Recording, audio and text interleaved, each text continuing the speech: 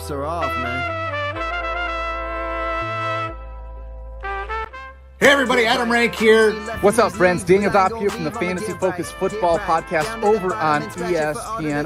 It's Fabs here, Michael Fabiano from Sports Illustrated. You know who you can trust if you've got some questions about your fantasy squad? Want to check out a cool show on YouTube that'll help you get ready for the fantasy football season? Check out the Get Right Fantasy Network. Check out the Get Right Fantasy Network. If you are not subscribed, what are you waiting for? You want to lose your league? Head on over to YouTube. Check out the Get Right Fantasy Network because they're doing everything they can to make you a better fantasy player. You got to get right with the Get Right Fantasy Network. So go and roll your sleeves up. Yeah, go and roll your sleeves up. And I'm getting down cause I roll my sleeves up. And I'm getting right cause I roll my sleeves up. And I'm getting down cause I roll my sleeves up. And I'm getting right cause I What's going on, mock draft degenerates? Your host here, Kendall VanDerBilt with the Get Right Fantasy Network. It's day 4 of our 2025 annual mock draft tournament over here.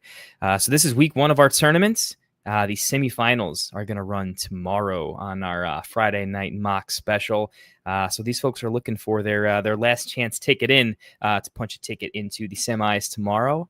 Going to be locked in. They've been seeing, we've graded the mocks all week. I think through Wednesday. I believe I put up Wednesday as well. So folks have had a lot of chance to kind of see who's scoring high, what's not quite cracking it, maybe trying to figure out which analyst likes which and that type of thing. But should be a good one. Today we've got Dem Boys, C. Dale, Rafi Bomb, Last Place Baller, Ride Dyer, Heat Override, Bubba Time, Fam Squad, Aiden White, Puka is dead. I hope not. Tayberg and Jay Wynn over here. Sorry, I'm going to butcher all kinds of names, but y'all get it. We know them. We love them in the mock draft streets. Some of the most degenerate mock drafters out there. Real good prep, though. So for all you guys in YouTube land, if you are preparing for your redraft mock drafts, you've been looking at ADP, you've been looking at ECR, you get your favorite paid rankings, from all the guys. I've always been a fantasy footballers fan myself, despite how smart I think I am. Still grabbing that UDK every year. So, but we'll see how things play out a little bit. So we're going to go ahead and get this started. I'm going to shrink myself a little bit here to the bottom corner, and we're going to go ahead and get this started in 3, 2, 1. Let's draft. So for those of you who haven't caught, quick recap, mock draft tournament goes like this. We draft Monday through Thursday, and it's a 2 running back, 3 wide receiver, tight end, double flex. So pretty competitive standard for doing things. Oh, no. Oh, Dem Boys, don't do it to me. Uh-oh, we might have to just pause this draft. Dem Boys. Let's at Dem Boys. Let's see if we can give them one. All right, we're doing this thing. We're back. We're resuming. Close call there. Well, if you're going to auto pick, right, might as well be at the 101. You know what I'm saying? So it is what it is. But hey, off to the races. All right, back in YouTube land. How we doing? Dem Boys, how we doing? Looks like we're back there. Hey, if you're gonna auto pick, man, this is not the worst one to auto pick, right? That's what's up.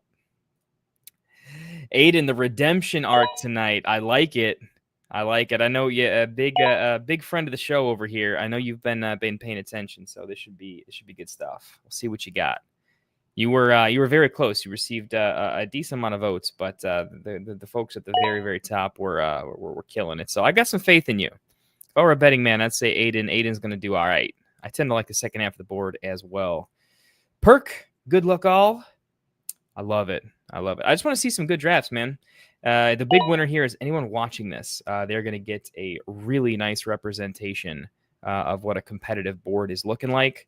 All these folks are really checking ADP, not really using sleeper ADP. Everyone's reaching down the board, doing the thing. So Good stuff over here. Molly, how we doing? I think this is possibly a new friend of the show over here, Molly. Have you checked us out before? Don't recognize the name, but nonetheless, glad we're here. And most definitely, bring the pain. I want to see some snipes.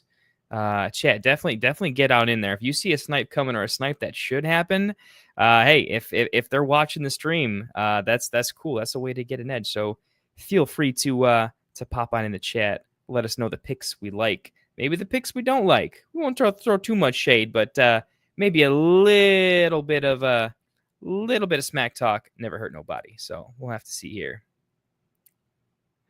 Well, Sleepgate 2.0, yeah, hey, Uno Gas, man, one of my good buddies. It's funny because he was literally in the chat in one of my leagues earlier. I'm actually in a personal, more of like a home league redraft with him. Very competitive, but yeah, I know he was literally in there earlier today. So yeah, must have gotten a little sleepy. It happens. Guy works real hard, so don't blame him. Let's look at the board. Let's take a peek at it. I'll keep ADP up here just for a little bit. We'll go ahead and just throw the flex out there just so you can see what's going on. Pretty standard here, though. CD Lamb going a little bit earlier than we have seen. Typically, he's going after the big three. So Rafi taking a called shot that he is popping on in here, going wide receiver in the first round. We'll see if he's got a particular plan for it. would never dream of it, ever. Just glad we're all here having a good time. Let us know what you think. We got any questions, ranges, players? If you want to know my thoughts, let me know. I am an open book, and I can't shut up. So, no worries. Let's see what we got over here. Justin Jefferson, Amon-Ra St. Brown. At the first round, Nico Collins goes a little bit higher at the 109. Aiden's pretty steamed up on Nico. Sometimes you got to call your shot a little bit. Their defense got a little bit worse from what it looks like. A little injury. Looks like he might have avoided something worse, but we'll have to see.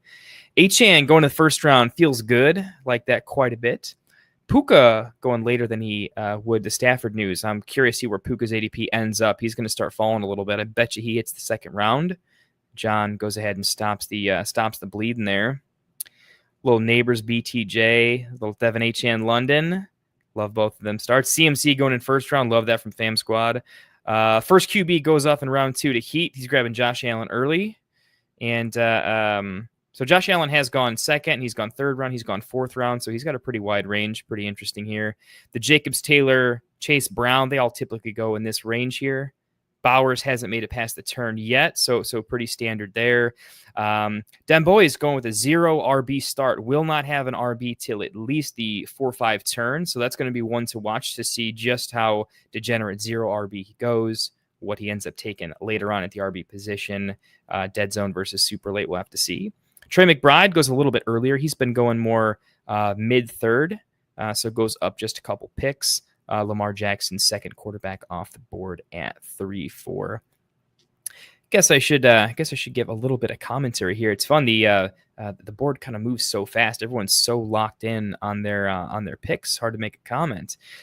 Ken Walker goes first time I've seen Ken Walker in the third round outside of I think the 3-12. Definitely a big fan. Really in on Walker this year. I'm always in on Walker when he's the perfect redraft player. When he's injured, you don't play him, but when he's good, he's great. Certainly like him quite a bit. Kyron going a little bit later than I've seen him go at the 3-6 after the contract. So interesting. Little 1-1-1 there. I think Heat's got to be pretty happy to wheel Kyron there. Little past ADP feels pretty good. Devontae Adams never feels bad to get to wheel. Do have some quarterback questions there, though. So I know Puka and Devontae are a little bit scarier to pick. So we'll have to see. Tyreek. Didn't realize Tyreek was falling all the way to the 3-11. Almost made it to the fourth round. That is interesting. A couple different pick orders. A couple guys going a little bit earlier. And look what happens. Tayberg starting 0 RB as well. Should be interesting. Tayberg, I'm curious. Do you like... so you got kind of two monikers there. We got Tayberg. We got ESPN for life. You're going to have to let me know what you like to be called, my friend. Yeah, Tyreek definitely feels like he feels like he's got a really wide range of outcomes, but in competitive mocks where you really have to take some called shots on some folks massively outproducing their ADP, because you're not going to get any free wins in a hyper competitive league if this were one. Tyreek is definitely somebody historically. If you look at his fantasy points per year, essentially, really just fell off a cliff last year, but feels like he might have one more good year, and then we'll have to see. Hampton falling to the 4-2 looks like the Rashawn Slater news certainly dropping his ADP a little bit as he was climbing towards the early third round, falls pretty much a whole round there. I'm still in on him though. That feels really good. If I'm going 3 wide receivers to start and then I can wheel someone like Hampton in the 4th after I think I should be able to get him, he'd be a consideration for me at the 311 for sure. Probably my pick at the 311. That feels really good. Puka is dead. Getting Kamara, one of the backs I typically take in the 4th round if he's available in some builds, not all. Kittle definitely not making it past the 4th round as well. Someone I like quite a bit. Interesting. It's sort of a, do you go early QB? Do you go early tight end? How are you kind of feeling? It feels like you can get away with at least one of them if you want to. Aiden wants to know, how do I feel about Hampton with the Slater injury? I'm not too worried about it. The reason I'm not too worried about it is, that's a big loss, but I wasn't drafting Hampton where I was drafting him because I felt like, he needed an O-line. I feel like he's such an obscenely talented player, and I think the Chargers are well coached. Really well coached teams that have just a solid organization. I feel like they have a much better than average ability to fill any sort of singular injury position, just because of the good coaching, the good vibes, high levels of motivation. I'm just a big fan that coaching matters in the NFL, and organizational excellence, front and back office combined, that really bleeds on into the field. It bleeds into everyone's daily work ethic, and practice makes perfect is a little bit of a kitschy kind of phrase. I usually say perfect practice makes perfect, because you will play, essentially how you practice. One of my favorite phrases is, how you spend your days is how you will spend your days. What you typically do is what you will typically do. And usually folks don't see it coming. So with something like the Chargers, does it hurt? Yes. But at the same time, I was still taking Hampton in the 4th round when Najee wasn't injured. So, I think it knocks his, I think it knocks him down a little bit, but not significantly enough that I feel like he belongs outside of the 3rd round, pretty much. So, there's some other players that might be a little bit safer, perhaps. But again, I also think his pass catching is going underrated as well. He's a very good pass catcher. And I think he's also going to have that role in the offense too, for the most part. So we'll have to see. I just think he's going to get so much usage. They're going to be in the red zone quite a bit. I just see them moving the ball a decent amount. So I don't know. That's my take. Maybe it's a little bit of I should move him down more, but I like him too much. So anyway, that's kind of how I feel about it. Moving on, what do we got for some builds? So Burrow goes off of the 4-5 turn. This is pretty common. Burrow. I think Vince Mapstone in week 1, he was able to, he played the dicey game, and he went ahead and waited another 2 rounds, went ahead and got Burrow a little bit later. He ended up getting Burrow, I think, at the 7-1, basically the 6-7 turn. So I don't blame you for grabbing Burrow a little bit early. We'll see how the rest of the build kind of comes together. It is a mock draft tournament, so we're grading on our own scales, but me personally, I'm not necessarily just grading on how good is your team. So the Chase Burrow stack feels fantastic, right? It feels really good. It feels like if it hits, you just not auto win your league, but not far from it. And this is also a mock draft tournament, so I want to see how the draft comes together and how it's maximized. So I've only given the Chase Burrow stack max points one time. And actually had to knock it down a little bit after looking back through the draft, and I felt like there was enough lost from taking it early. So we'll have to see. It's very difficult to not finish in the top 6 with that stack, though. So I'm trying to tame down the oppressing power of the 101 Chase Burrow stack a little bit. Looking at that, who's going heavy RB, who's going the other way, and everything in between.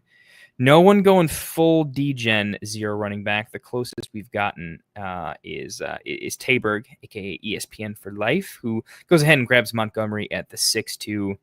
Build definitely coming together. Monty a stabilizing force there in the sixth. Got to be honest, because I know he's listening. I think Monty is probably a more stable pick. I do think Henderson for me is definitely the better league winner. I am getting spiced up that Henderson is catching so many deep passes in training camp, and knowing that Diggs doesn't have the speed, I don't think anymore. I think Travion is really starting to rise up my boards. He's almost a 5th round pick for me at this point. I'm taking him over Swift and Mixon. He's almost rising to like the Chuba Hubbard level. I'm not kidding. Could be a little bit risky, but the fumbling issues for I'm just completely blanking on his name. Ramondre ahead of him seems to be a little bit of a thing in camp too. So feels pretty good. Perk saying Ricky in the 5th is like a 2-3 round jump. I mean, right now, I'll be honest. I don't think it's sounding crazy. I don't think it's sounding crazy at all. To be honest, the whole thing here is if I look at where I think Ricky Pearsall is going to finish, like Ricky Pearsall or Chris Olave, I like the quarterback situation. I like the passing offense. I like the whole ecosystem. I like Pearsall over Olave. Zay Flowers, I like Zay Flowers.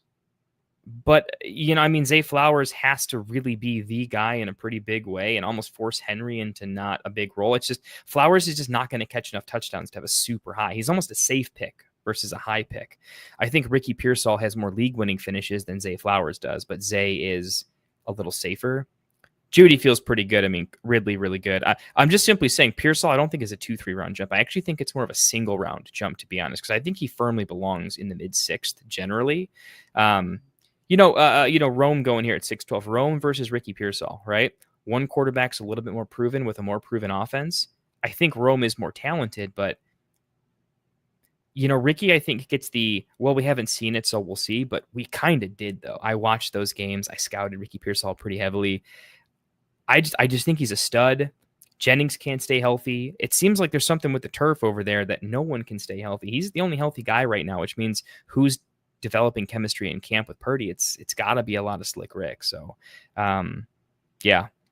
Pearsall up my boards, Kittle up my boards. I just think the 49ers never have a bad offense. A Shanahan-led offense is just always going to be good. If their defense takes a little bit of a step back, I just think the entire offense could really take a pretty nice step forward. So is it a little bit of a reach?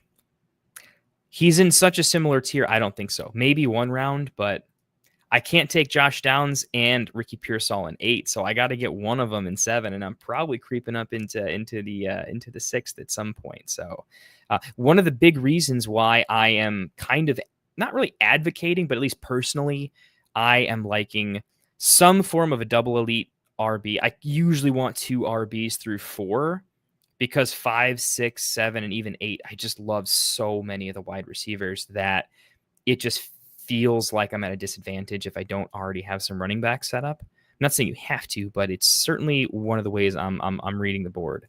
So I'm sacrificing a little bit of high-end wide receiver value early so I can take better picks that I have disproportionately in my rankings a little bit later on. Calling it out says, looks like we got a dig snipe. I was looking at I've got the sleeper chat kind of pulled up here. Yeah, I do like the Diggs pick quite a bit. Just looking through the rounds here and kind of talk about some of the picks I like the most. The 7th round here kind of finishes off a tier of running back, really starting in the 6th. I know Spears was kind of a mistake for John, but honestly, I mean, not that big of a mistake. I'm pretty high on Spears. Maybe a round and a half, 2 rounds, but nothing ridiculous. I'm not letting him slip past the 9th, and I'm willing to take him as early as the late 8th. So, nothing too crazy. I hear you though. You want to draft perfect, so I can be a little bit frustrating here. Rashee Rice finally starting to go in the 5th. He was going in the 4th a lot. I think that is much more correct in my opinion. I love seeing Ricky closer to the Xavier Worthy kind of range. I think Xavier should go before Rashee Rice in my opinion, but I have a lot of faith in the Mahomes Worthy connection happening this year. 2, 3, 4 of those passes last year where either Mahomes missed him, which doesn't happen often, or Worthy just kind of making some mental errors, not getting acclimated to the NFL. They sharpen that up a little bit, and it's the breakout we want for Jameson Williams this year, but on an even more lethal offense offensive system at least. So worth that being said. Coming around here, Brian Robinson, one of the last of a good tier of just super solid on a great offense, could easily get 10, 12 touchdowns. I think, he's just so safe with, I think his ceiling's not quite there, but you're not really looking for ridiculous ceiling at your RB2 in the 7th round. You just want a stabilizing force that you don't need to draft an extra running back just in case you're too risky. Where like Brian Robinson is infinitely safer than Caleb Johnson. Although I think Caleb Johnson has that ceiling, it just depends on what your build needs. And I think both those picks were kind of in the correct order. Also, very, very big fan of Tony Pollard, 7-3. I would not be shocked at all if Pollard was, basically a really high-end RB2, somewhere in like the RB 14, 15 range at various points of this year. Just kind of quietly just getting it done in a very good offense. So I'm high on Spears. I'm high on Pollard. I don't think the offense is going to be crazy. I just think with more competent quarterback play and just moving the chains a little bit, I think they're really talented. I think both backs are really talented. And I think it's a coaching staff that really wants to be physical. And I think they want to run quite a bit, help their quarterback out. So yeah, quite a fan of that pick as well. Hawk goes 7-5, followed by Kelsey at 7-7. Notably, both these guys taking early quarterbacks with Allen and Hurts. So we'll have to see. Anytime I see, a tight end in the 7th plus a quarterback earlier, I'm always looking to see what gave and how forgiving the board was to build around it. So they're both going to be looking at. They're both pretty set. I mean, Kyron, Swift, Gibbs, Jacobs. Swift is still in a range of I feel good about him as RB2. So they just need a stabilizing RB3 and they feel good. 3 solid wide receivers. Not a big fan of Shakir, but the pairing with Allen makes sense. It's correlated. Wilson, Sutton, Flowers, Golden. A little spicy on Golden, but he's got a lot of upside. I mean, he's your wide receiver 4. I got really no problem with that. Maybe not my I like that Reed is finally starting to go ahead of Golden. Golden has been going ahead of Reed. I think that is a little bit of a mistake for someone we haven't seen quite yet. And I think Reed is just going to finish the season ahead of Golden. I think Golden is more of a stereotypical like year 2 breakout where I have like good year 1, but not earth shattering. And his year 2 breakout is really where it's going to hit. That's kind of what I'm seeing him as. Njoku 9-3. I feel like he has been teetering between 9 and 8. Love it. If I can get him in the 9th, I am absolutely thrilled. Has to feel pretty good there. And Jalen Warren for Dem Boys as the RB3. One of my absolute favorite RB3s. I think he is he just went off. J.K. Dobbins and Jalen Warren are probably my favorite running backs in this particular range. Feels like if I can grab them as my RB3, I'm just almost done. I'll grab maybe a pair of running backs to end the draft, or at least one more high-end handcuff, but that feels super, super nice. Like those picks quite a bit. Yeah, Molly. Absolutely. That's the right call there. Rodgers will know how to use Warren 100%. And he really likes to dump it off quite a bit. I think this is a team that they don't have a real solid wide receiver too. They're going to have to use a lot of tight ends. I think Rodgers is going to, I always use this term, he's going to run through the air to move the chains. He's going to look for these big plays, but he's going to open up the big plays to DK Metcalf by just eating folks up with some short yardage stuff. And I think the occasional wheel route. I don't think Warren has the top end speed to turn the corner on a wheel route. I think the challenge with a wheel route really is, there's the wheel route where no one guards you, right? But then there's the wheel route where if you have a little bit of coverage and you either need to burn them or be physical enough that you can turn it into an actual 50-50 play, like Saquon can kind of do that sometimes with his muscles. I'm not really sure that Roman or that Jalen Warren is going to do as many of the wheel routes, but I see a lot of, if you can remember the Matt Forte days where he just got a ton of dump offs. O-line was kind of bad. I really see, Jalen Warren can easily play the year 1 Javonte. I think he can do like a year 1 Javonte role where it's really, really making it happen. It's like Perk is loving Fam Squad's team over here. Starting with the double elite, reaching for Ken Walker a little bit ahead of ADP at 3.8, coming back with the high T build, grabbing old James Conner 4.5, and then just ripping the undervalued wide receiver 1s and really nice wide receiver 2s there. Love Pickens. I know I'm ahead of ADP on Pickens, ahead of market on Ridley. Diggs just feels like a guy that's going to be pure value. I don't see him as a league winner. I don't see that, but I do see him as a value. And Drake May is starting to really rise in my rankings. I keep looking at, there's people that I really respect that do much more homework than I do. And then we're looking at more advanced analytics for Drake May. And, basically his efficiency and success rate per drop back was, it was crazy. It was like top 5 in the league. It was something pretty obscene. It might have even been better than that. And then I think there was another stat of his, like clutch throw percentage was basically like league high. So I'm in on Drake May. Vegas has the over under. I don't know what the exact over under is, but I just remember seeing it and thinking that is aggressive. And Vegas is basically telling us they're a little bit higher on Drake May. They're a little bit higher on the offense as a whole. So I'm taking a few more shots on New England a little bit. And Diggs, I think, is a very good at cost one for sure. We know he's a squeaky wheel, right? For sure. And I think Drake May has a pretty nice ball. He's got a little bit of that Herbert to him. So I think that could make some sense. And then grabbing some upside with Jaden Higgins. So like what's happening here. Goes in, caps off Walker with Sharps too, just to put a bow on the RB room. And a little bit of Andrew value. So Fam Squad, loving what you're doing here, my friend. I agree with Perk 100%. I'm almost penciling in a top 6 there. It feels pretty good. Build order, build quality, finding value at the right place. Let's cap it off with a QB that I like. Call it a day. Maybe a lot of options there. We can go Dak with Pickens. We got Drake May with Diggs. Or you can just go pure upside and go unstacked with a Kyler who you don't care who throws to. You just want him to run or something like that. So all options available. Looking at a couple other builds, a couple other picks here. So we had a decent running back run in the 9th round. Quarterback wise, we're definitely seeing this too. After Hurts, we're seeing this big chasm here before it goes. So Baker 9-2. Bo Nix at the 9-1-1, the 9-11 over here, and then Dak 11-3. I wonder if Fam Squad feels like he got sniped, or if we're just it comes and goes as it is. Interesting. I feel like Mahomes is still on the board here. I am wondering if and when he's going to go. I mean, this middle of it's interesting because the early quarterbacks tend to go in the middle here, which does force each side of the turn to kind of have to take it a little bit more, though. Aiden, that 109 though. Yeah, Genty falling to the 2-4 has to feel pretty good. And if you're in on Kittle, getting him at the 4-4, I mean, it's approximately at ADP, but if you like him, that feels good.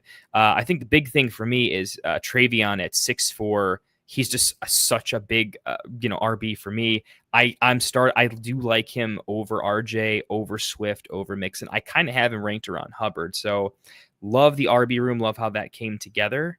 Looks like we're doing a little Dallas double stack over there. We're just banking that Miles Sanders isn't the guy. That's a fine bet. I think that can make some sense as well. Hate hearing that Jaden Blue got injured a little bit, but hopefully that just maybe makes his ADP fall a little bit. We're not drafting him to play him in the first couple weeks, right? We are anticipating he'll play a little bit later on. So was wondering where Dylan Sampson would go off the board. A lot of these smart people that consult like lawyers and that type of thing are looking at the Judkins situation.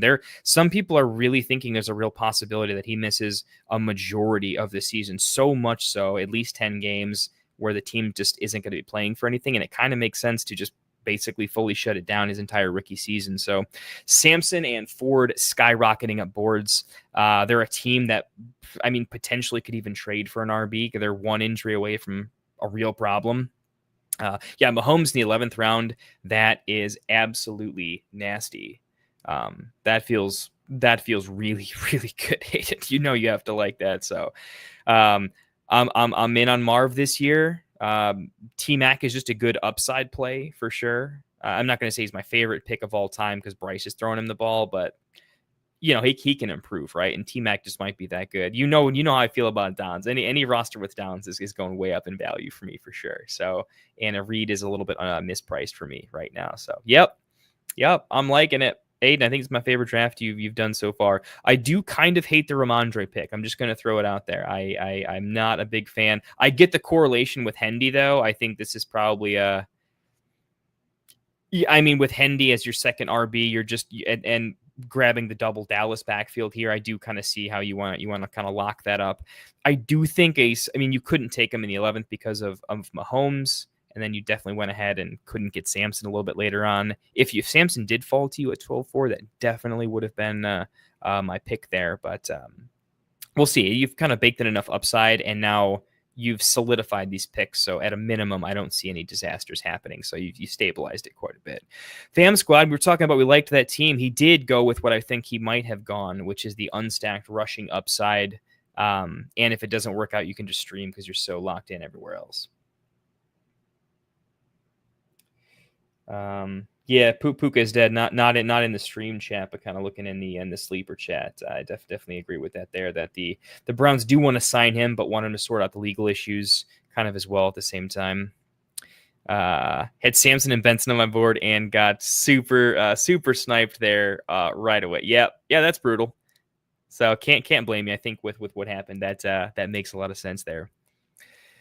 Looking at some other picks, Andrews is starting to feel like a pretty good pick at 10 in the 10th round at this point. Likely going to miss a little bit of time. He catches a lot of touchdowns. Injury was bothering him for a long time last year. It feels like, I think he's being drafted in an appropriate range here too. Like if it's between like taking Laporta a little bit too early or just taking having Andrews in that range with Njoku and Kraft and Warren and Love. I just like it because now the 9th and 10th just becomes you can just wait and grab your favorite of the bunch if you like that range. I do happen to like that range. So,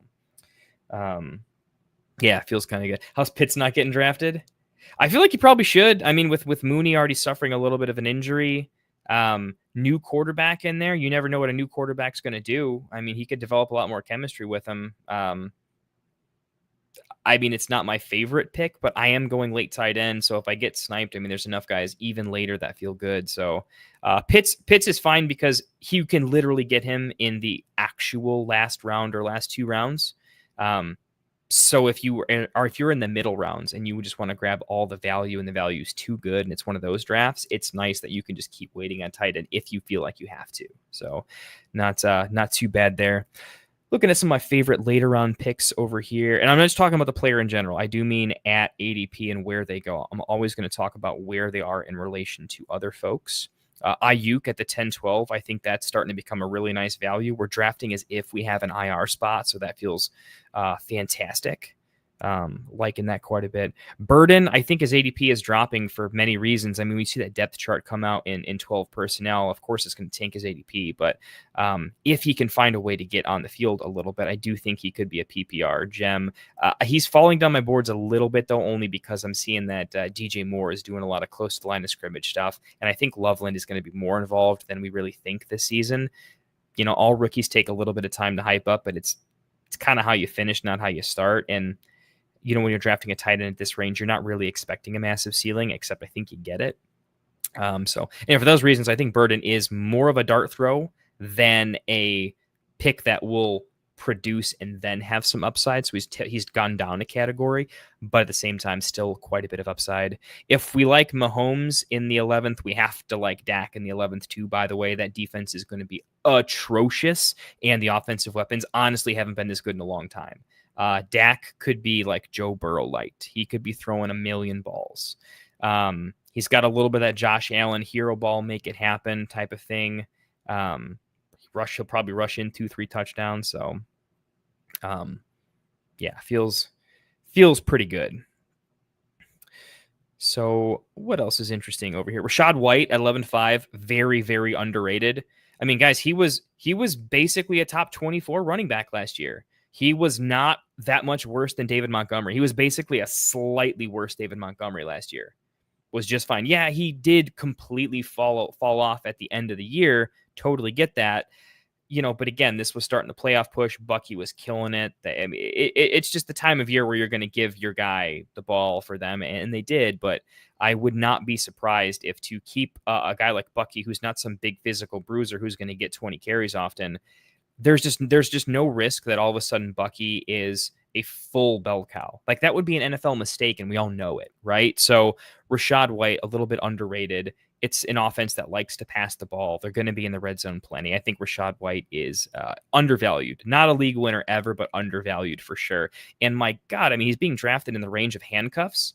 if Bucky went down, I mean, Rachaad White was already a top 10 running back. What was he, like RB5 or something crazy like that? So most handcuffs do not have that level of upside, certainly, with some stabilizing startability to them. So love me some Rachaad White. Fam Squad locks in McCaffrey with Garendo. I think the sick part is Garendo's a little hurt right now. I still love Garendo, but it's so tough with San Fran to know what the handcuff is since they all get hurt so much. We already talked about Benson and Sampson being great picks. Talking about underrated gems over here. Wan'Dale at the 12-8, one of my favorites. People forget he was a second-round NFL pick. He wasn't just like some day 3 guy out of nowhere. He was a second-round pick. And at the same time too, Neighbors has been dealing with that toe injury since college, pretty much, and he doesn't miss a lot of time. We don't talk about handcuff wide receivers, right? And it's not really a thing, but in this case, I think Wan'Dale can't get any less ADOT. He can't do any less catch the ball and fall down. If he does exactly what he did last year, this is a value. If he does any more than last year, or if Neighbors misses any time, I mean, Robinson's going to get 12 targets. Like, it's going to be stupid when he misses time. So it's a combination of playable, but quite good. So let's see what else. We had a couple other folks here in the chat. Already talked about that just a little bit here. I was looking in the 13th for Palmer and was like, wow, he went 10-8. Yeah, he's getting spiced up a little bit. I think 10-8 might be a little bit rich. There's some other players I like a little bit more, but only because I think he lacks a little bit of ceiling. Everyone in an offense lacks a little bit of ceiling. Allen's going to spread it around a lot, and I don't think anyone's talented enough to just take over. But I think he could be certainly a value.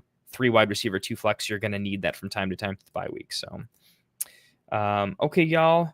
Wifey time, but had fun. Hey, I get that, man. If she's going to let you down to watch more fantasy and hop on the phone and do the thing and give you an extra 5 minutes when you got to complete that trade deal or got to rush to the waiver wire, got to spend some time. I'm going to have a short stream tonight too, so I can get up and have a little time with the wifey as well after I grade all these mocks. So, hey, it was good hanging out. Definitely would love to see you again. You can get in this tournament as well, Molly. We got 2 more weeks of this. We got double drafts next week. Every night is 2 drafts, and then week 3. So lots of drafts to go. Hope to see you around soon. Best way to find them is check out our Discord. Link in the description of this video to hop into our Discord. It's free. It's a good time. Great community. Super helpful. A lot of love out there. Just a lot of good vibes. It is everything you want a fantasy community to be without all the trash that you see on X a lot. So good stuff there. No QBs went in the last round this time. Which I like. I feel better about that. It's like if everyone grabs a QB, then it's like all those teams are handcuffed for the teams that don't have the QB. Because like there's the waiver wire is just fine. Anyone who needs a QB, the waiver wire is there. If you don't, you're good. And we're starting to see so many. Like look how many great last 2-round picks there can be off of here that now you don't have to rush to the waiver wire for, right? Like Shipley definitely needs to get drafted. Pitts, we were talking about, it goes. Arroyo goes, which is great. De'Ami Brown.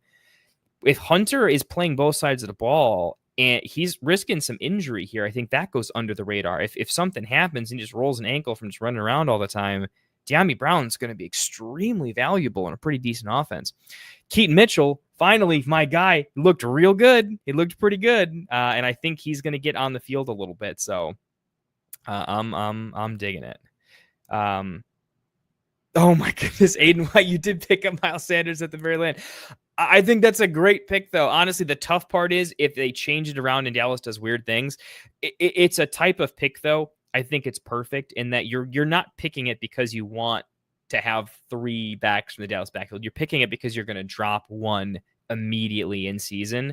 And it's probably Sanders. But all of a sudden, if Javante's toast and Sanders the guy, you know, we can actually straight up just drop Devontae if we want to. Or, sorry, Javante there. So, yeah, and Giddens and Wright. I think Giddens and Wright are typically undrafted, but week 1 injury for any reason, they would be fantastic. So I'm like these late round picks. Keenan Allen, I was drafting him a lot in mocks. People were letting him go to me. Good to see him drafted a little bit. Just this whole range, pretty nice. So looks like everyone still kind of went with, a lot of folks went with 2 wide receivers, but the 2 quarterbacks didn't quite go. The Fields team makes a lot of sense to grab QB2. So yeah, I'm liking a lot of boards. This is going to be frustrating as hell to grade. So I hate doing grading live because I never want to just zone out for like minutes at a time as I'm really staring this down. But I'll look at a couple teams here real quick. Yeah, Dem boys. Yeah, wanted Wandale at the 212. Got sniped. That'll happen. That'll happen. Oh, you can't be too upset with what came back to you. Got to feel pretty good about the handcuff with Eckler in that offense, which should be pretty great. And then Ford, they're 13-1. Probably the cheapest RB1 in fantasy if he gets the job. And I think there's no way he doesn't start the season as the RB1 while Samson kind of learns the offense, develops a little bit. So that feels pretty good there. I know what you meant. Yeah. So if this was real league, I'm definitely dropping the loser of the Cowboys camp and picking up Kyler for the stack. Yeah, I mean, did Kyler go undrafted? Kyler Murray went undrafted, boys and girls. This is such a crazy year, man. Absolutely crazy. Love it. How do you think mine turned out, Dem boys? Haven't done this sort of build before with taking both tight end and QB early. Personally, we like it. Well, let's see. Generally, I hardcore don't advocate for it. In a format that's 3 wide receiver double flex, I typically don't go for it, only because the relative value of the onesies go down a little bit with just how many you are starting and can start to their positions. That being said, it does raise your ceiling in terms of if you pull it off. No one is going to argue that Brock Bowers is like definitely going to finish as a top 3 tight end, right? Where it comes into play is you're not drafting Tucker Kraft, David Njoku, even Loveland and Warren. I think they have some upside, but I don't think anyone really sees them as like top 3 tight ends. People are drafting them because they could, finish like tight end 5 or 6 and draft them closer to 10, just get nice value. Bowers will be like the tight end 1 through 3, almost assuredly. Same with McBride and Kill. I mean, they're just so easy to project, right? So you are if you can find a way to get falling value and actually nail your later round picks at all the positions, which obviously you did. There's nothing else to take. It does raise your ceiling because we know that drafting the late tight end, I'm drafting Andrews in the last round, and then he's going to finish, top 3 tight end. It's not a thing. So if you pull it off, it's there. It adds risk to your build, but it adds a high end upside. So let's see how we did. I'm always looking at your top 3 RBs to see what happened. Chuba, and then Brian Robinson, like I said, is sort of a stabilizing RB2. Is one of the latest stabilizing RB2s out there. Where like Mason's pretty borderline. He's close. He's almost stabilizing RB2 for me, but not quite. Actually, by that definition, I actually think J.K. Dobbins and Jalen Warren actually belong closer to where Mason went. So we got Chuba, Brian. The Jalen Warren pick is what fully unlocks this build for me. If you didn't have Jalen Warren and instead had like Scadaboo or Sharbs, that's where I think it did not go correct. But either Warren or Dobbins as your RB3 completely solidifies it. Feels really good. How's our wide receivers? Chase, JSN, Rome, Cup. I'm kind of at least looking through the first 4. We got Ayuk in the IR spot. It's going to come back similar to Rashee Rice. Should come back, not be 100%, but everyone's dropping like flies. Should be good. Bateman, good. Not my favorite, to be honest, but we just don't know. I mean, he could still catch a bunch of touchdowns, and if he gets hot, maybe. There's a couple other guys I like a little bit more than Bateman. To be honest, I like Wandale more than Bateman. I like Tillman better than Bateman. But that's about it, and I don't completely knock it. I think Bateman lacks a real ceiling, and I think if you look at last year, if he didn't catch all those touchdowns, we wouldn't be drafting him. Is that fair to say? Right? I don't think we would at all, and touchdowns are not a sticky stat for him. So Bateman, not my favorite pick, but in the range, I'm not going to knock you for it. Just letting you know, there's other people I would have gone with there. Eckler to correlate and really solidify Brian Robinson. That feels pretty good. And then Ford really seals this. I mean, I kind of look at, you've got 3 and then Ford's kind of your RB4. Keisha, well, I mean, 14-12, this is getting, unless he's good, you're dropping this for your favorite waiver wire darling. Not my favorite pick as well, honestly, although I'd have to look at the board and see if I would have gone with anyone else. I can't pull it up now, but I'd have to see. It's so late. It is what it is. I almost think it's worth taking somebody with more upside at the very, very last pick because in your own mind, you're dropping Booty, right? Like it's going to happen. And because you're definitely going to drop him for whatever sounds interesting or spicy on the waiver wire, I think you want something that week one has a little bit more like, ooh, this could hit a little bit more. So just my take on the Bateman and Booty picks. I think you have to take wide receiver there. So I certainly agree with taking wide receiver. I'm just not really sold. In a real draft, going Kyler there, yeah. Last 14-12 Kyler or the equivalent like upside quarterback, I think that makes a lot of sense for sure. Kind of draft to trade type of a thing. Someone else runs into an injury, or just really high value backup play the matchups. We'll see, right? We'll just have to see, or that type of range. So, anyways, overall, if I had to look at the tier. You pulled it off. Just off the cuff, I'm going to say you pulled this off. The Bowers Burrow through 4 rounds. I mean, you have 2 positional players through 4 rounds, right? That's not counting Bowers here. He's a onesie. It's tough to pull off. It doesn't happen all the time. You did pull it off. I hate that it's like not always up to you to pull it off. Sometimes it's who lets players fall to you in a certain range, but you pulled this off. A Cup being underrated at 4, and then you just know you're kind of solving for wide receiver 4/5. But Ayuk, when he comes back, has a guaranteed role. So as long as you're stable through like the first 4 weeks, Ayuk's gonna be back, and he will at least be serviceable, if not good. I don't think he's gonna be great, but like he'll be good enough. At least 10 points a game, something like that. So. Yeah, I think you have an A draft, actually. I would almost pencil you in for sure. When I'm going through these, I kind of really quickly just mark, like, who do I think is top half?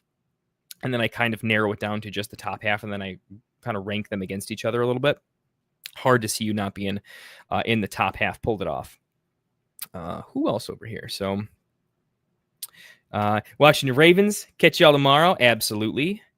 Lamar's got to throw to somebody. But does he? Does he even have to throw the ball?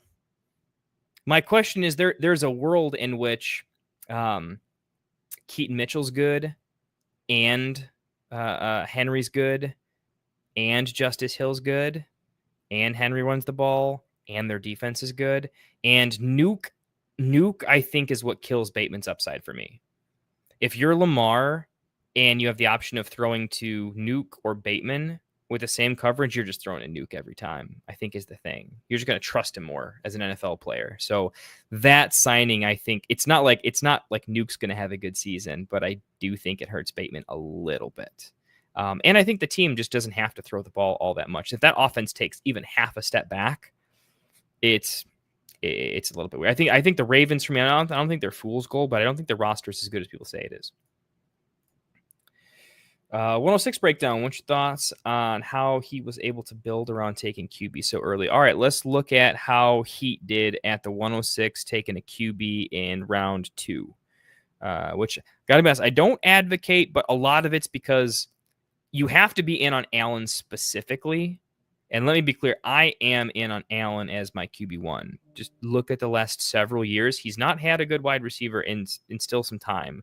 And he's just still always either the QB1 or a top 3 guy, 400 fantasy points just all the time. It's just so consistent. So I'll keep on that train. But the interesting thing is, like, so what's the tier break between like Josh Jacobs and Kenneth Walker? You got to look at like what happens in 2, what happens in 4, 2 versus 3, 3 versus 4. If the tier's flat enough, taking him in 2, 3, or 4, it's all a little bit relative. It's not super crazy. It's still early either way, so I'm not going to ding him too much for like second over third, right? Because we're really at this point debating then Jacobs, Taylor over Kyron. They're close, but I think Kyron finished above 2 of these guys. So how did we pull it off? Let's start at RB. Kyron. So I mentioned Swift makes this work. He is a really stabilizing RB2. And again, the key for me is our RB3 just hits. We picked one of my favorites, a very good one at the right time. So already we've got 3 RBs that make it work. How we doing through 4 wide receivers? We got JJ. We got Terry McLaurin. I'm not worried about Terry McLaurin. This is a deal that is absolutely going to get done. Jerry Jeudy. Gotta love Jerry Jeudy. I think he's a name when you look at him that doesn't feel as good, but you have to consider that he had a full breakout. He finished as the wide receiver, I think 18. I'm not pulling up a player card, but I think he was wide receiver 18. And he's being drafted as like the wide receiver, like 30 or something along those lines. So you're already seeing, some massive overlay and value there. Jerry Jeudy is a combination of safety. He's going to be okay at a minimum. And he has upside of 10 targets a game. I was seeing on X earlier today, someone was putting out the top 12 wide receivers last year, number of games with 10 targets, number of games with 7 targets. And the whole point was you got to average 7+ targets if you want to be a top 12 wide receiver. And he's going to average at least 7 targets at an absolute minimum, probably more. So Jeudy for me, I'm definitely taking Jerry Jeudy over Flowers at this point. I'm taking Jeudy over Olave. Jeudy is the better version of Jacoby Myers. Him and Ridley are closer than it appears. I like Ridley, the talent, a little bit better, and I like the quarterback play a lot better too. So I am taking Ridley. Where it's interesting is Jeudy versus Hunter. I think Jeudy is probably the better play. The Hunter is a pure like upside go for it play. The more competitive of a league I am, the more I'm going to lean a guy like Hunter because I just need upside, right? Unless I'm smashing my draft so unreal through 4 that, in 5 or 6 or whatever, you can do that. In this type of hyper competitive sort of league, I'm more willing to take a roll of the dice on Hunter because if he crushes, he's going to crush it. But in my mind, where Hunter's ceiling is, I have to ask myself, is Hunter's ceiling really like a top 12 wide receiver? Because if it's not, I think Jeudy is the safer pick a lot. And that safety probably unlocks more risk later. So it's kind of putting Jeudy in a scary high range for me where maybe Jeudy needs to be in consideration more closer to that, like, Hunter worthy range. He's not far off of it. We're taking Pickens as a wide receiver too, above Jeudy as a clear 1. So food for thought. I want Jeudy at a value, but I'm not letting him fall as much as I think he's coming together. I got to move it over here. Aiden, we'll finish you up real quick with the had a question about the 106. So 3-4, that was Jeudy. Khalil Shakir. Honestly, not a huge fan of this pick, only because, the Allen correlation is there. I just don't think Shakir is talented enough. I think there's a lot of mouths there, and I think they're all just going to be okay. I still want more upside. You've got a good safety net as your wide receiver 4 there. You probably don't want like an injury-prone Michael Pittman quite as much. What you saying injury-prone? It's like all the picks I like here, funny enough, are I think Pittman outscores Shakir. I think Godwin when he gets healthy, which might take longer than I think. It's scary, but also I think it'll put him in your IR for a little bit. Will be a better pick. Will be more league winning than Shakir.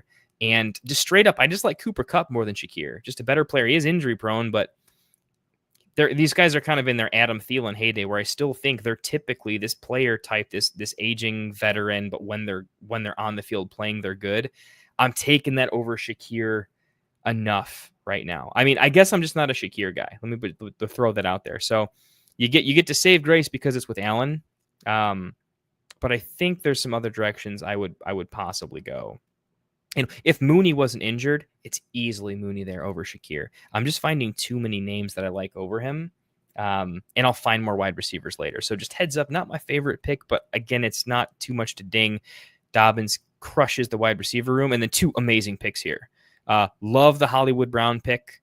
He's going to open up as their wide receiver 2 and get a lot of play. And if the offense needs to improve a little bit and Mahomes just is getting bored and wants to spice it up a little bit, wants to keep the edge, you can't have Mahomes not doing Mahomes things before he just loses it a little bit mentally. He needs to be playing lights out crazy ball. Otherwise he's still Mahomes, right? But I think Reed from a coaching standpoint is going to say for his like mental health, he needs to have some fun and do some fun plays throughout the year. So love Hollywood. Cedric Tillman, going in on an ambiguous wide receiver room. I think him and Jeudy are going to be a nice 1-2 punch there. Makes a lot of sense. So wide receiver room really rounded out Jeudy through 3. And then basically we have this nice little triplet of Shakir, Hollywood, Tillman as sort of one of these guys needs to be a stabilizing wide receiver 4 that can always mix in into the wide receiver 3 position. That's good. Ray Davis just kind of betting all on the Buffalo.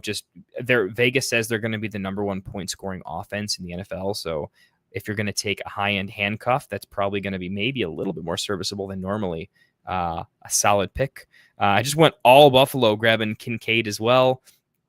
I think you might want to be a little bit careful on just like the all in on the Bills thing, only because for every player that hits, you're going to have someone that doesn't. So it actually lowers your overall ceiling in redraft in particular, in my opinion, with going super, super heavy. But what I think the play here was, you're saying, look, this team's got to do something. They're going to put up a ton of points. They will come from somewhere. I don't really know how to project the Buffalo Bills necessarily. And so because of that, you're saying there's a chance I drop one or two of these Bills players for sure.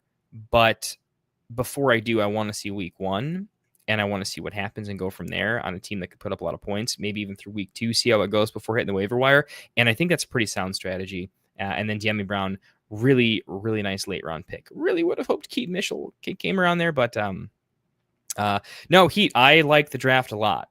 I like it a lot. I would put it in where would I put it? Kelsey. I didn't really say much about Kelsey at 7-6. He's just got to be a good pick. You're going Kelsey, Hollywood. Hey, one of these guys has to be more involved than we think. It just has to be. So the correlation took some careful planning. This was a very well thought out draft. They were thoughtful picks. There was build. There really weren't anything I can call a mistake. There really wasn't any mistakes to it. So you pulled it off. You grabbed Allen super early, and then I think everything made sense.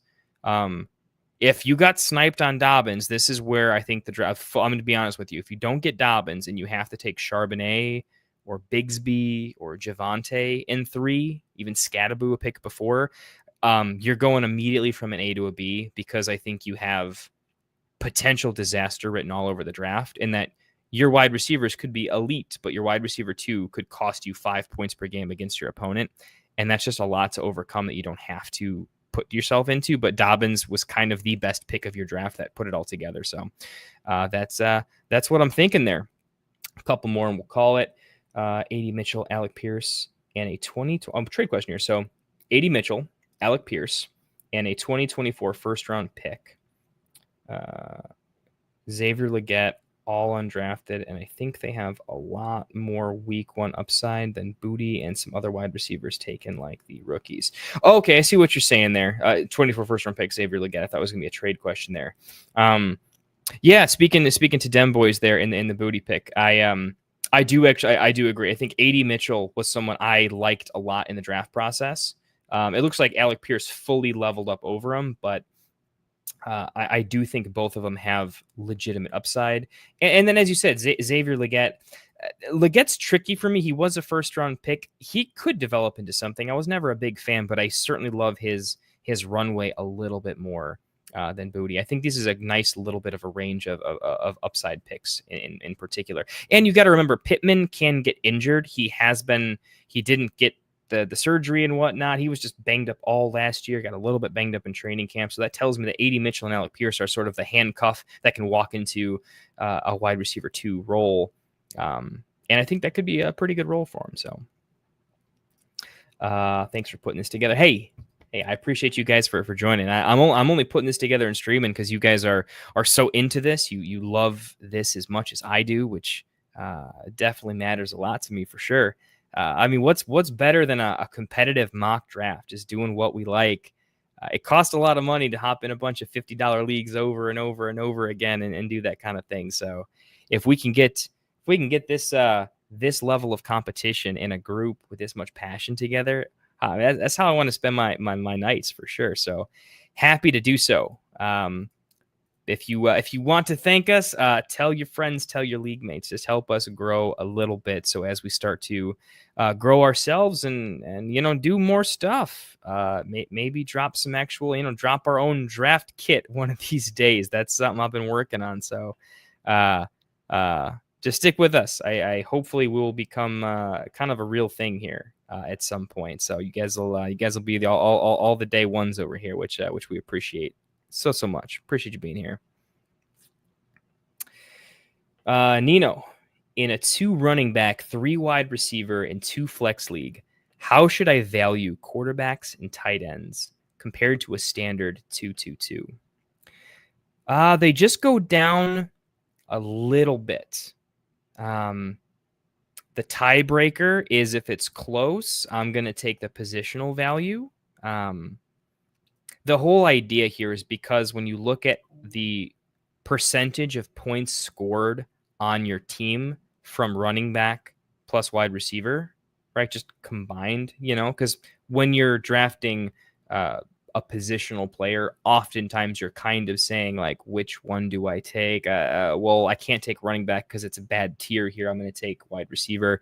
You're kind of drafting one of the two. The point is the percentage of points coming from the quarterback and coming from the tight end are diluted when you add that extra wide receiver spot. So the simple math says it's worth a little bit less to your lineup and also to your opponent's lineups. So it's not by much, it's by just a few percentage points, but it's enough that I think what it does is if Allen just is the QB1, it's less of an auto win for Heat Override here because the positional players are just going to matter a little bit more. Think about it this way too, Nino. Sorry, I didn't mean to call you Nina there. Nino, because you're starting that extra third wide receiver, it's moving your first bench spot essentially into your starting lineup. Think of it this way. Now your upside, not just handcuffs, your upside bench players matter just a little bit more as well, right? If you smash on a maybe not full windmill smash, but Jacoby Myers is just always underrated, right? If you can find that version, I've been talking about this, the Wandales. Let's say Wandale actually really smashes, and I always thought he was hyper talented. Or if Keenan Allen's really great and QJ just gets fully phased out, and Trey Harris just isn't a massive target earner as opposed to a role player, right? If they smash, they actually get to enter your starting lineup versus when you have an overpowered bench in 2-2-2. The best player on your bench is still the best player on your bench, where when you add that extra position, it raises the value of every single one of your positional bench players because the ability for them to smash and then make your starting lineup also rises by the same percentage, essentially. So with all that being said, right, the way that I'm building it is I'm definitely trying to grab more bench players that I like, and I just want to keep drafting positional players. So it's a tier-based thing. If there's a tier of positional player that I really like, I'm less likely to pivot off of it for a QB or a tight end that I like because I want to lock it in, and I'm more than likely to just keep taking a tier of undervalued player that I particularly enjoy, right? Where in 2-2-2, I will often grab that better QB or the better tight end, just because I know I want a positional advantage somewhere. And so I'm not going to take both, but I'll usually pick one depending on how the draft falls. And I'll know based on where I'm starting to pick in the draft, kind of how that could come together, right? So that is, hopefully that answers your question a little bit. The big answer is it doesn't affect it a ton, but it does a little bit. The last thing that I'll say is because you only have to start two wide receivers, it does open up the build where I'll try to draft two really good wide receivers, just knowing that outside of injury, they're my guys. And then I will draft an infinite number of running backs to just kind of make that work. Versus like with three wide receivers, I need to draft enough wide receiver 2 and 3s that I think have upside because I'm always going to be rotating the hot guys in injury bye week. There's a good 4 or 5 week period where I want to make sure I really solidify wide receiver. And 2 wide receiver, I just want, 2 top 24 wide receivers or better. And then I can focus on other stuff. So I'm more than likely I usually don't go 0 RB in a 3 wide receiver league quite as often. Or I flip that around a little bit. Oftentimes in 3 wide receiver leagues, I will go 0 RB a little bit more just because the ability to lock up ridiculous upside and then running back for days. In 2-2-2, that's just not super viable. You just have to stay more balanced as well. So I'm not going to make too big of swings here, but hopefully that gave you a little bit of something. At a minimum, in the 2-3-2 build, you can definitely go super late at both positions. That's the real take, is you can go super late at both and you're fine. So And yeah, I appreciate it. It's hard to go into more nuance because for me, the tier break in players is more important than like a build related thing. I just want an accumulation of good players on my team, and I'll figure out how to make that work. I just want enough balance that I don't have too many of one and not enough of another, where I don't want a situation where I make all the right picks and I'm still screwed, so you got to keep it balanced. How can you get into a real fantasy football draft with me? Ooh, that's a good question. That is a good question. Well, usually we're always forming more leagues. This year in particular, I did not add a ton more leagues to my slate, mostly because I'm trying my best to grow the Get Right Fantasy Network and to provide more content. Getting the Discord off and running. We didn't have a Discord last year. We do now, and I hope you guys have enjoyed. I'm going in there all the time, answering questions, giving my input. And when I answer a question, it's get your reading glasses on. It's going to be a read, and I'm going to go pretty deep into it. So, but that all those little things take time. What you guys don't see is the messages, the direct messages, and things like that I'm also answering. So what that means is that the time commitment. I got a third one. I got a bun in the oven. White wife is pregnant, so about to have my third kid. So I'm not overloading myself with too many leagues this year. But when Phil starts new leagues, or what I'm hoping to do is to add maybe potentially a second listener league. I want to get in more leagues with everybody. So I'm going to start making myself more available for that kind of a thing as Get Right grows, as our community grows. It just makes more sense for us to add more of those community-based leagues where you can draft against me and do that kind of a thing. So I appreciate asking, Aiden. It feels good. And honestly, growing up in fantasy football, I really took a liking to. It's like the opposite of what you want to do in poker. I want to sit at a soft table and take all the money. Sometimes it's not as much fun, though. In fantasy, as much as a soft league is nice, I would rather play in a hyper competitive league, steal, sharpen, steal, and just be around folks that keep the game fun for me day after day and keep me pushing to be the best all the time. So with that being said, I want to create more community leagues for us. This probably won't be the year for it because of the amount of content I'm going to try to put out, and something's got to give. But going into next season, I think that is when you're going to want to keep this question around, stay close to the community, because I think the floodgates are going to open up if we can get this to a level that's a little more sustainable. So I can be around to do this a lot more. Probably not going full time with this, not for a couple of years, right? But if we get anywhere close to that, I will make sure that all the folks that were in here, for day one, there'll be a league. If I have to do 6 leagues so I can be in one with almost everybody, I don't have any problem doing that. I will absolutely do that. So, one of the better ways too is if you guys as a community, as a Get Right fantasy community, all the folks that are hopefully in our Discord or joining or kind of becoming a mock draft degen. If you guys get together, the best way you can get me in a league is get together with the other community members and create really fun leagues. And then if you got a spot and I have the bandwidth and availability to do so, that's great. I might hop on in, right? I don't have time to really be the commissioner and kind of run leagues as much. It's just a lot of pressure I don't want to put on myself and overdo it. So if you guys get stuff together, I can't say I'm going to be in it every year all the time, but if I can, and it's with our community, I probably will. So gives you an idea there.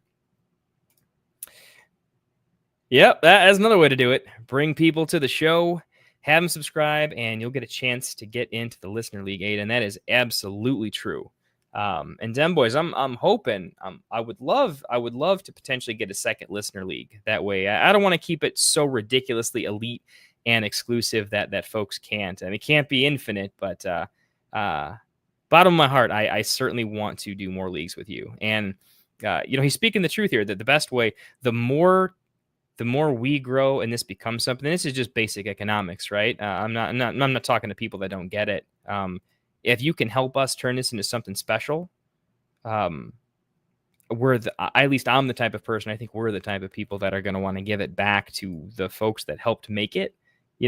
So that's what we're all about. If you we're gonna give it back in turn. As this grows, we're gonna be a community focused company.